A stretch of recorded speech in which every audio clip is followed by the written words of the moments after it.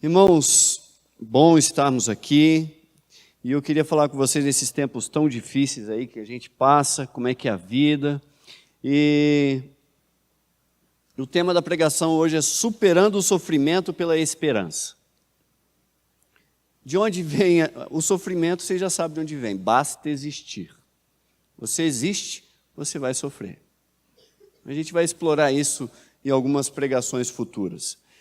E queridos, eu sei que hoje existe aquela, quase que uma ditadura, a pessoa não pode chorar, não pode entristecer, não pode sofrer, e fugindo dessas emoções e desses sentimentos, as pessoas buscam várias alternativas para contornar isso, para transpor tais sensações, mas eu quero dizer uma coisa para vocês, crente sabe como sofrer, certo? Ele sabe, por meio da palavra de Deus, como passar pelo sofrimento. Davi passou por isso, os filhos de Corá retrataram isso, lá nos Salmos 42 e 43. É melhor vocês ficarem com a Bíblia aberta aí nos Salmos 42 e 43, que a gente vai ficar passeando nisso aí, tá bom? E não é novidade sobre o sofrimento, muitos lutam contra o sofrimento. Spurgeon, por exemplo, teve uma vida marcada pela tristeza, pela depressão, pelo sofrimento. E todo o sofrimento teve início lá no Jardim do Éden, foi quando tudo começou. E a gente vai aprender pelos Salmos 42 e 43, eu sei que na Bíblia de vocês são dois aí, mas o texto é um só, no original é um só.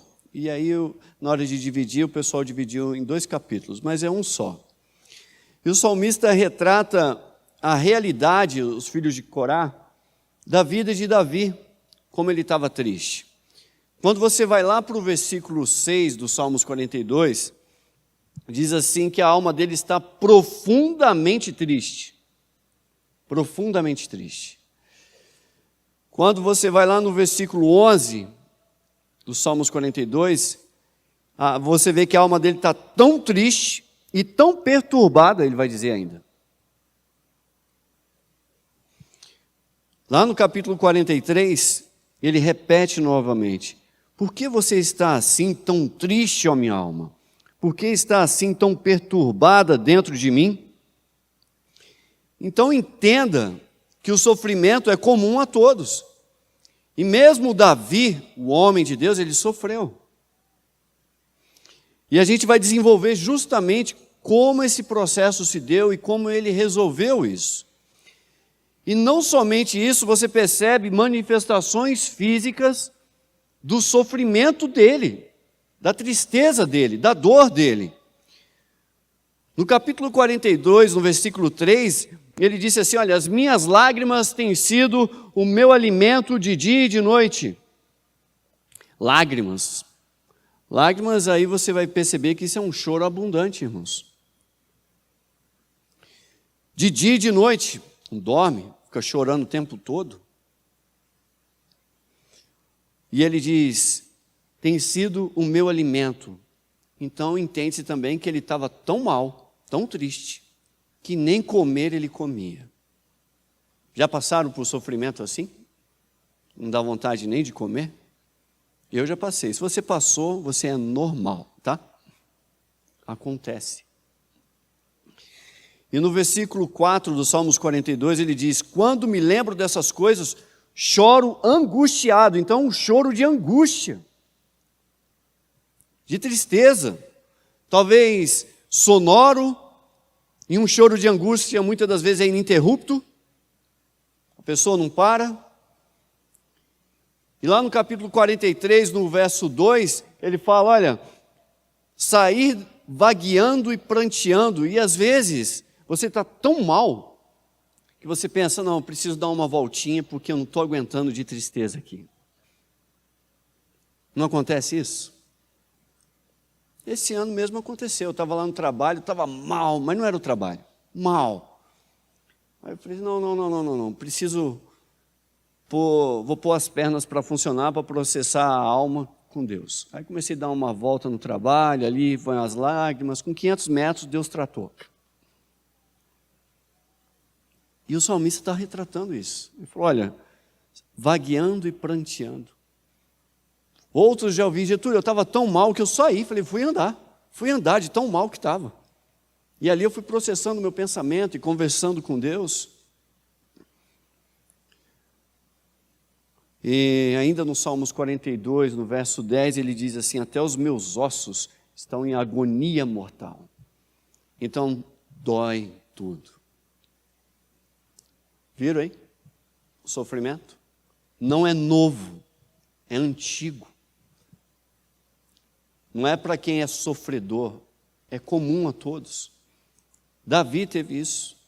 Choro, lágrimas, dia, noite, não dormiu, não comia, saía vagueando e chorando, os ossos dele sofriam.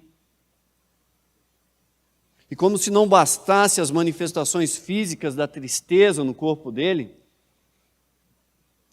tinha os questionadores, no Salmos 42, aí, no capítulo 42, no verso 3, ele diz, me pergunto o tempo todo onde está o teu Deus, e ainda tem isso, cadê Deus na sua vida? Por que você está assim? Isso é normal, acontecia com ele, questionamentos frequentes, questionamentos a respeito do sofrimento, como a esposa do amigo de Jó e os amigos de Jó. E você, por vezes, nem quer ouvir esses questionadores, você quer ir embora. Não me toca nesse assunto, não fala comigo. Não toca nisso. A sensação interior que ele tinha também, de abandono, e pode ser muito real, você pode até estar se sentindo abandonado por Deus. Lá no verso 2 do capítulo 42, ele diz, quando poderei entrar para me apresentar-me a Deus? No verso 9 do capítulo 42, direi a Deus, rocha minha, por que te esqueceste de mim? Uma sensação, Senhor, e aí, quando isso vai se resolver? Sentimento de rejeição, no capítulo 43, no verso 2, por que me rejeitaste? Ele está falando com Deus. Opressão, lá no 43, verso 2, oprimindo o inimigo, ele sentia-se oprimido, cercado. Já aconteceu isso comigo, no trabalho, na vida. Se sente uma verdadeira opressão de um inimigo. E aqui ele não está falando do diabo, não. Pessoas mesmo. E é real esses sentimentos. Eu não nego a realidade do que você sente, a gente não nega a realidade do que o salmista está retratando aqui. Não podemos negar. Da dor, o desespero, o sofrimento, a lágrima, o andar vagueando e pranteando, os ossos doendo, não dormir direito, sem vontade de comer. Talvez você conheça alguém, ou talvez já tenha passado por isso. Salmista, o próprio salmista não negou aquele interior dele, tanto que ele expõe aqui. Até Cristo sofreu, irmãos, sem deixar de ser um bem-aventurado. Portanto, não negue o seu sofrimento. Não finja que ele não existe. Certa vez Jesus, lá em Mateus 26, no verso 38, ele disse assim aos discípulos, olha, a minha alma está profundamente triste, numa tristeza mortal. Ou, outras versões, está sofrendo uma dor extrema a minha alma. Jesus admitiu isso. Ele não fingiu que não estava sofrendo. E o salmista sentiu esse mesmo desamparo. Jesus, com o mesmo sentimento, recita salmos. Lá no Salmos 22, no versículo 1, meu Deus, por que me abandonaste? Foi o que Jesus recitou. E na parte 2 do versículo, por que estás tão longe de salvar-me? Tão longe dos meus gritos de angústia? Igreja, lembre-se, as suas emoções provem as suas emoções à luz da palavra de Deus. Eu estou sentindo isso, eu estou desse jeito, é isso que eu estou percebendo, estou entendendo desta forma.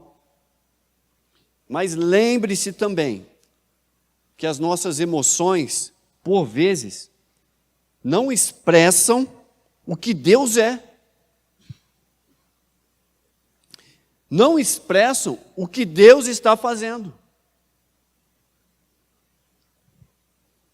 Sentir-se abandonado não significa que Deus te abandonou. Salmos 94:14 diz: o Senhor não desamparará. Ele não desampara, jamais abandona. Então questione, trate a sua emoção e trate de ser um sofredor misericordioso. Porque é impressionante quando em meio ao sofrimento nós pecamos violentamente. O crente deve, mesmo em seu sofrimento, ser misericordioso. Certamente, se eu perguntar aqui qual o motivo ou o nome de alguém que o está fazendo sofrer, vai pular alguns nomes aí nos seus pensamentos. O salmista tinha em mente alguns prováveis que estavam fazendo ele sofrer. Esses causadores do problema. No Salmos 42:3, ele diz que tinha uns questionadores. No 42, no verso 9 e no verso 10, ele diz que tinha inimigos. Dizia no 10 que adversários que zombavam dele. No 43:1 era um povo infiel, traidores e perversos. Olha o povo, olha os motivos, as prováveis causas do sofrimento dele. Ele enumerou aí. O salmista descreve o que os outros estão fazendo. Ele vai dizendo que há infidelidade, tem gente traindo, tem gente zombando, tem gente duvidando, tem os perversos que estão agindo com perversidade com ele. Mas é curioso e impressiona que ainda assim ele não responsabiliza esses pelo estado interior dele. Lá no capítulo 43, no verso 2, ele diz: pois tu, ó Deus, é a minha fortaleza. E no final do verso, porque me rejeitaste, ele vai dizer: por que devo sair vagueando e pranteando, oprimido pelo inimigo? Se o Senhor é minha fortaleza, ele está dizendo, não faz sentido eu continuar neste estado.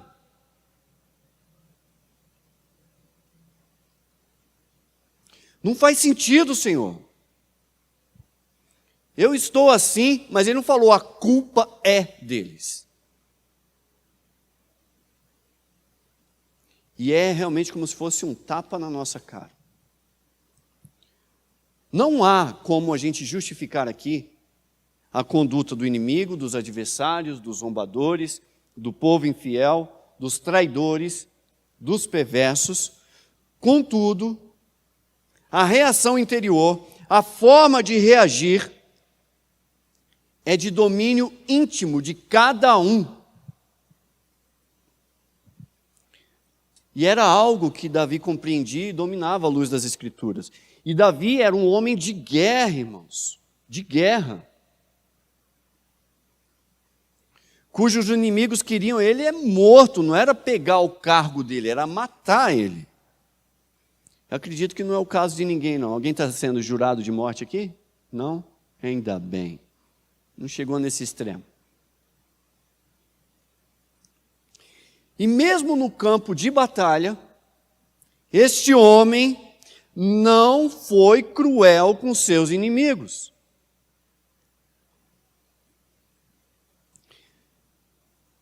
Motivos a gente sempre vai ter para fazer crueldade, por conta do nosso coração pecaminoso. Note que quando Abel fez o sacrifício maravilhoso, Caim ficou tão chateado com aquela situação que matou ele. a gente vai sempre querer transferir a responsabilidade das condições em que estamos.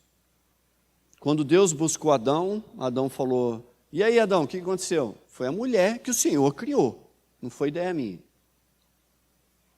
E aí, Eva? Não, foi a serpente. A ira de Caim declara o seguinte: Senhor, foi o irmão que o Senhor me deu. Resolvi. O pecado sempre busca uma justificativa para si. Então, não terceirize a responsabilidade pelo que há no seu interior. Não negue, mas não terceirize isso. Sofra, mas não afunde na pecaminosidade quando sofrer. Seja piedoso, afaste-se da crueldade.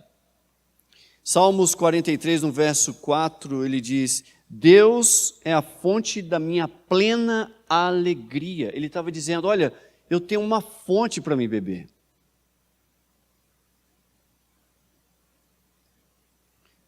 E em Mateus 5, 43 a 44, Jesus vai dizer para a gente amar e orar pelos nossos adversários. Em 1 Coríntios, lá no capítulo 13, a partir do verso 4, vai dizer que a gente tem que amar daquela forma. O Senhor diz que quer misericórdia, Ele diz: minha é a vingança, diz o Senhor. Tiago diz: a ira do homem não produz a justiça de Deus.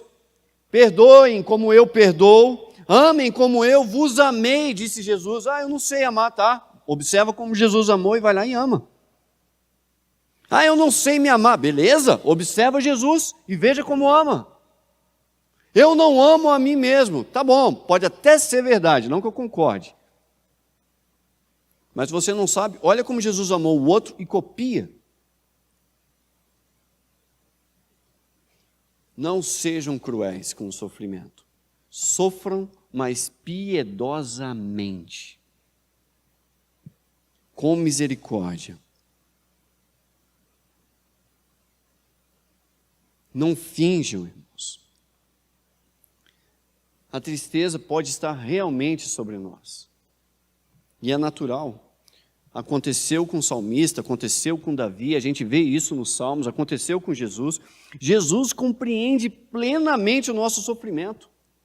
Quando lemos lá em Isaías 53, vai dizer assim que ele foi desprezado, rejeitado pelos homens, viveu como homem de dores, experimentou todo tipo de sofrimento, caminhou como de quem os semelhantes escondem o rosto, não, chega perto não, tenho vergonha deste.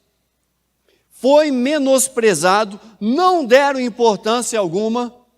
Jesus sofreu ou não sofreu? Sofreu.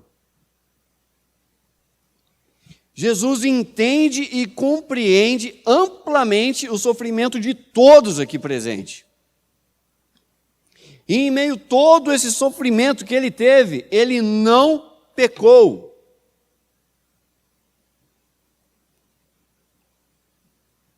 Talvez você não tenha Jesus e identificou aqui alguma coisa faltando na sua vida. Perceba. São deficiências da alma. Salmos 42, de 1 a 2, o salmista disse assim: como a corça anseia por águas correntes, a minha alma anseia por ti, ó Deus. No verso 2, a minha alma tem sede de Deus, do Deus vivo. Quando poderei entrar para apresentar-me a Deus? Hoje, você pode entrar e se apresentar a este Deus e abastecer com a alegria do céu, com a fonte da felicidade e de beber deste Jesus. Ele é a sua fonte. Basta você se apresentar a Ele. E aí o Espírito Santo no teu interior vai mover essa palavra e transformar em vida e trazer verdadeiro consolo que o mundo não tem.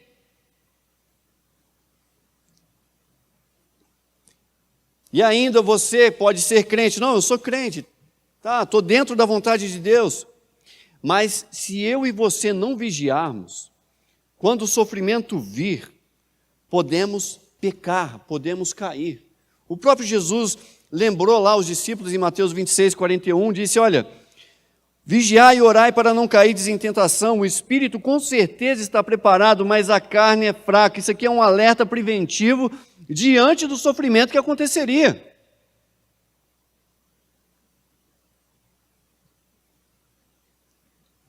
E se você está sofrendo, compartilhe o seu sofrimento. Não viva sozinho.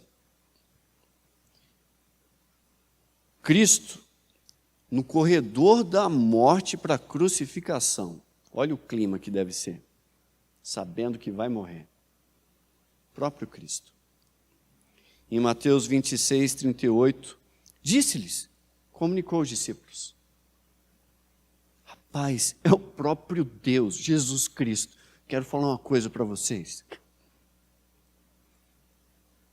Se você é melhor que ele, não precisa contar para ninguém não, tá?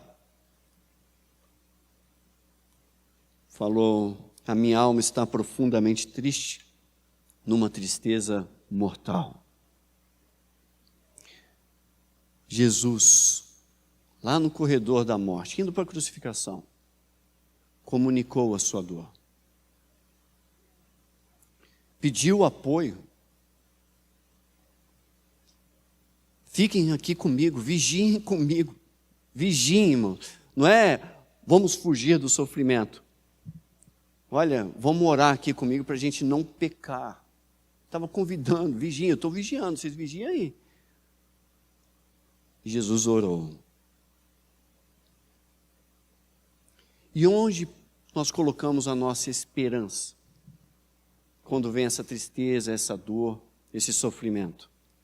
E eu sei que a primeira coisa que morre quando vem um sofrimento é o quê? A esperança.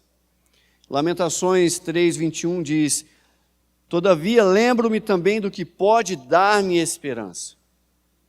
O salmista lá no verso 42, no capítulo 42, no verso 4, ele diz, quando me lembro, ele lembrava de quando eu costumava ir com a multidão, conduzindo a procissão à casa de Deus, com cantos de alegria, com ações de graça, entre a multidão que festejava. Ele lembra.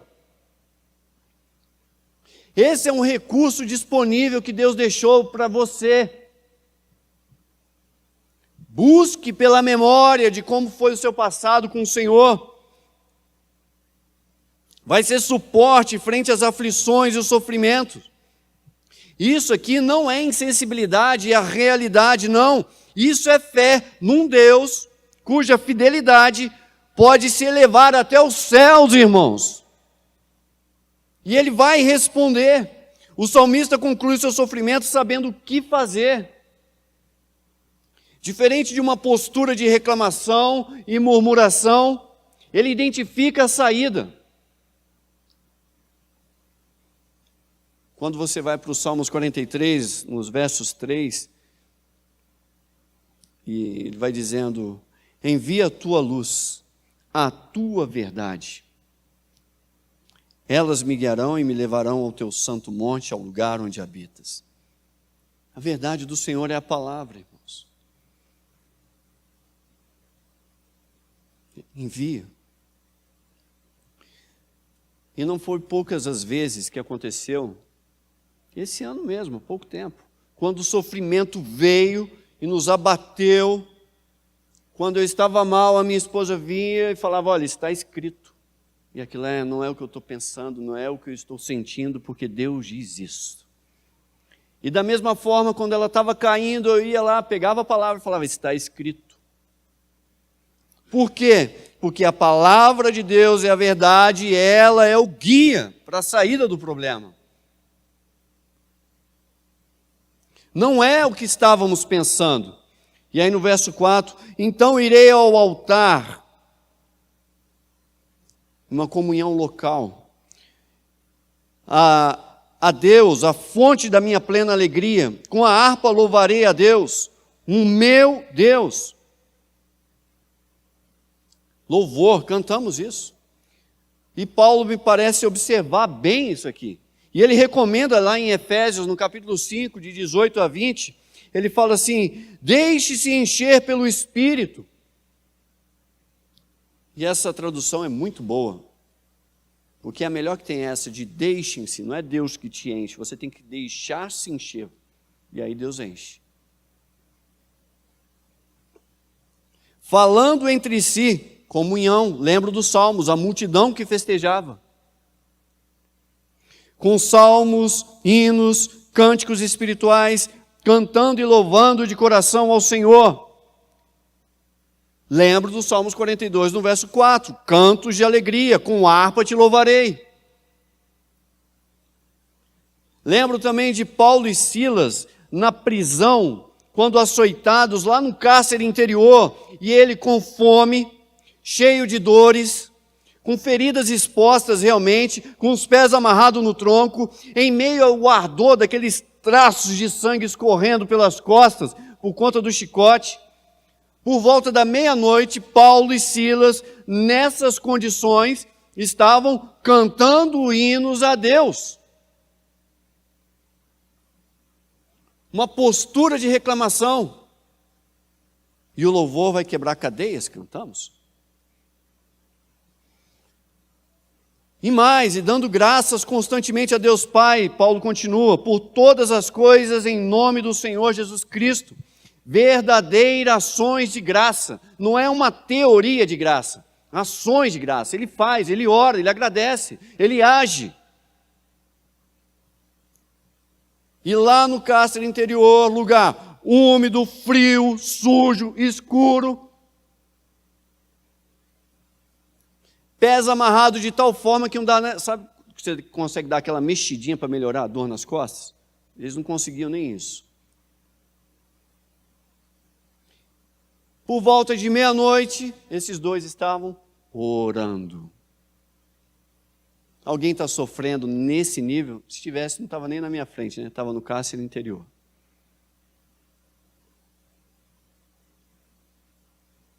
Concluindo já, irmãos. Qual seria a sua reação na situação de Paulo e Silas? A alegria do Senhor deve ser maior do que o sofrimento que nos rodeia. E não é fácil. Quem determina a sua vida? A tristeza do mundo, a sua carne ou a alegria do Espírito Santo?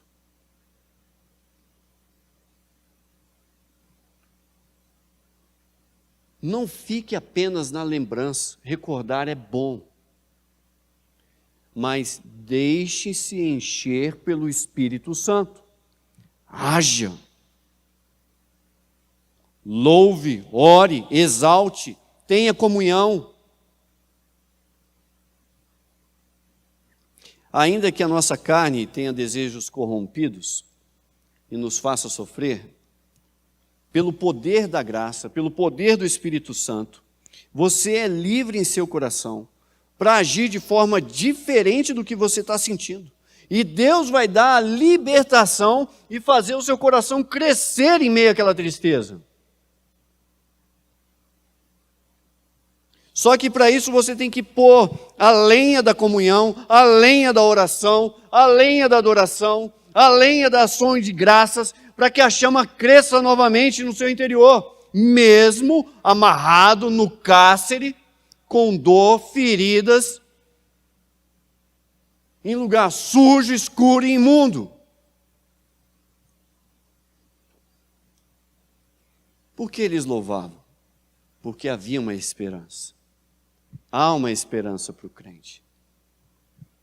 Salmos 42, 11, o salmista diz: por que você está assim tão triste, ó minha alma? Por que está assim tão perturbada dentro de mim? Ele não concorda com o sentimento da alma. Está lá, ele viu, não fingiu, mas não é porque a alma, a emoção, a disposição interior estava daquela forma que o salmista diz: é isso aí mesmo, eu estou sentindo, eu sou isso. Não. Pelo Espírito Santo que opera, e faz pensar diferente, ele olha como é que eu estou, olha como eu estou mal. Não foram poucas vezes que aconteceu isso comigo. E ele diz, não faz sentido. Põe a sua esperança em Deus, pois eu ainda louvarei, Ele é o meu Salvador, Ele é o meu Deus. No capítulo 43, no verso 5, ele repete, põe a sua esperança em Deus.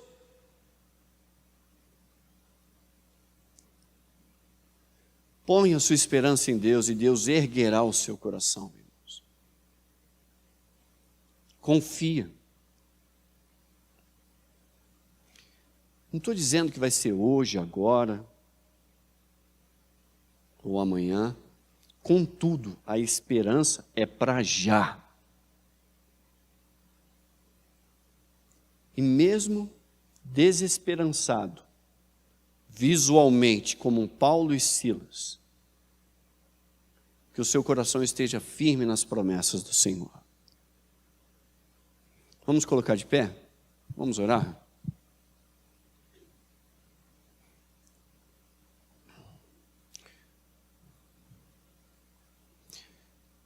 Comece a lembrar aí no seu coração o sofrimento que você está vivendo, talvez, ou essa questão, ou alguém que está do seu lado.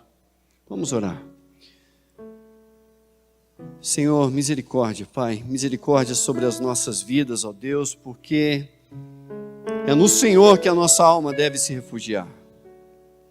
Paizinho querido, aqueles que estão sem forças, angustiados, abatidos, desesperançados, frios na fé com o Senhor, Pai, que admitam isso, e no que tem que se arrepender, que se arrependam, Seu Pai. E por uma fé venham obedecer, e obedecendo avancem contra a própria incredulidade, em nome de Jesus, ó Deus. Pai, que o Seu povo lembre-se de refugiar à sombra das Suas asas, e que fiquem aguardando pacientemente até que passe o perigo. Verdadeiramente, ó Deus, nós clamamos ao Deus Altíssimo, aquele que tem o poder, ao Senhor, ao Pai, que efetivamente responde e nos salva em nome de Jesus. Cumpre, Senhor, o Teu propósito na vida de cada um aqui presente. Obrigado, ó Pai, porque mesmo dos céus o Senhor envia-nos a salvação. Põe em fuga, ó Pai, aquele que nos persegue. Do céu o Senhor realmente ouve o nosso clamor, envia o Seu amor e realiza, e vai realizar a Tua fidelidade nas nossas vidas, em nome de Jesus. Pai, que venhamos beber da fonte de alegria, que é o Teu Espírito, e traga consolação, que supera qualquer compreensão humana, apesar dos sofrimentos. Não é fácil, Deus, mas colocamos a nossa esperança no Senhor. Em nome de Jesus, amém. Amém, irmãos? Queridos, Salmo 116, de 1 a 7, diz assim: Eu amo o Senhor porque Ele me ouviu quando lhe fiz a minha súplica. Ele inclinou os seus ouvidos para mim e eu invocarei toda a minha vida. As cordas da morte me envolveram, as angústias, o Seol do inferno vieram sobre mim, aflição e tristeza me dominaram. Então clamei pelo nome do Senhor. Livra-me, Senhor. O Senhor é misericordioso e justo. O nosso Deus é compassivo. O Senhor protege os simples. Quando eu já estava sem forças, Ele me salvou. Retorne ao seu descanso, ó igreja. Retorne ao seu descanso, ó minha alma, porque o Senhor tem sido bom para você. Até aqui a palavra, que Deus os abençoe. Que o seu descanso, retorne ao descanso, igreja. Retorne ao descanso, porque o Senhor tem sido bom. Que a graça e o amor de Jesus Cristo, nosso Senhor, a consolação do Espírito Santo por meio da Tua palavra e a comunhão dos santos, ó Senhor, que nos renova, sejam com todos, hoje e para sempre. Amém e amém. Que Deus abençoe a igreja. Vão na paz do nosso Senhor.